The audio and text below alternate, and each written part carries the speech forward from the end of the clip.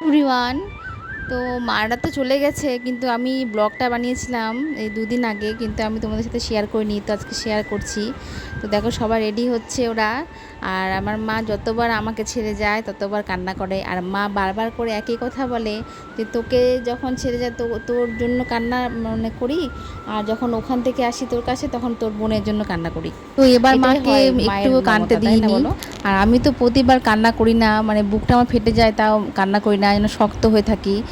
আর হচ্ছে মাকে বলেছি, মা এবার তো প্রতিবার আসতে হবে, কেননা বাবার এখানে পোস্টিং হয়ে গেছে, তো এই জন্য প্রতি মাসে মাসে আসতে হবে। তো এই জন্য মাকে বলছি, মা একদম কান্না করবো না, হাসি মুখে যাও। তাই মা মানে বুকটা ফেটে যাচ্ছে তাও হাসছে না। আর এদিকে দেখো আমার মেয়ের অবস্থা, ওর মানি চলে যাচ্ছে, মানে মানি অনেক দিন পর আসছে আর বেশি দিন থাকেনি, বাই চলে বাই। যাচ্ছে, তাই মনটা ভীষণ খারাপ, কান্না মানে আবার কান্না আসবা। কান্না ভাব চলে এসেছে। আর আমার মানিটা চলো। তো মানে কি বলবো, সেই আনন্দ, বাড়ি যাচ্ছে। আর কোথাও রেডি হলে না, মানে কোথাও যাওয়ার কথা শুনলে ও খুব আনন্দ আবার পায়। কবে আসবা? তাই দেখো খুব মানে সেই আনন্দ। আচ্ছা, তাড়াতাড়ি আসবা। আচ্ছা।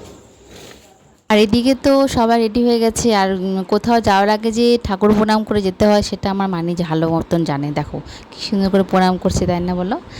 আর এদিকে সবাই রেডি হয়ে গেছে, এখন টোটোও চলে এসেছে, ওরা এখন বেরিয়ে যাবে। আর আমার মায়ের মুখটা শুধু দেখবে তোমরা, মুখটা একদম ভার হয়ে আছে, টোটোতে উঠছে তাও দেখো মুখটা ভার হয়ে আছে, মানে এখনই কান্না করবো করে দেবে। আমি যে বলেছি কান্না করবা না, যেন চুপ করে আছে।